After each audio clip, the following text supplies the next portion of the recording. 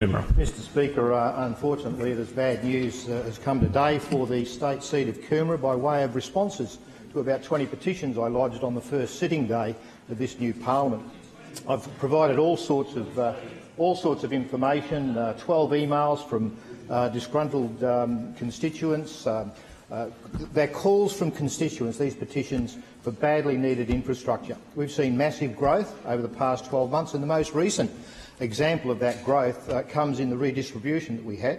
Over an 18-month period, we saw the number of voters grow from 30,722 and that was the second lowest number in the 93 seats, to 36,618, which is seventh from the top of those 93 seats. So massive growth, 6,000 voters in just an 18-month period. The petitions relate to all sorts of things, and you've heard it before, 41, 45 and 49. They're exits, Mr Speaker, off the M1.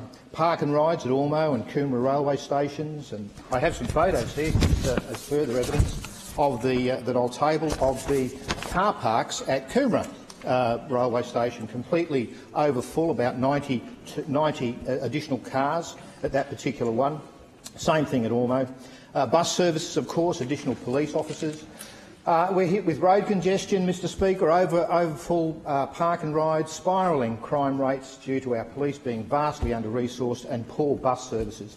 And interestingly, I received one of the responses refers to some bus services that could be used by my constituents that can't park in the car parks, and they only talk.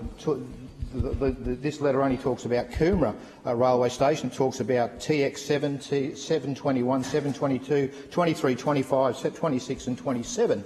The problem is, and I'll table these for the minister's benefit as well, the problem is he's being misled by his staff, because the reality is most of those bus services will not get people from their home to the railway station so they can catch the train to Brisbane, come home in the afternoon and be able to catch the bus home. It doesn't work.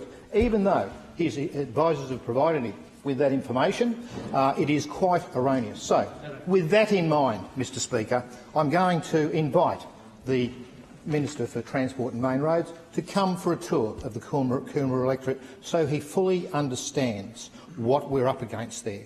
This is not politics. This is about the people needing this infrastructure. I'm going to write to you formally, Minister, and ask you sometime after the Commonwealth Games, I assure you, to come to the electorate of Coomera, to take a drive around.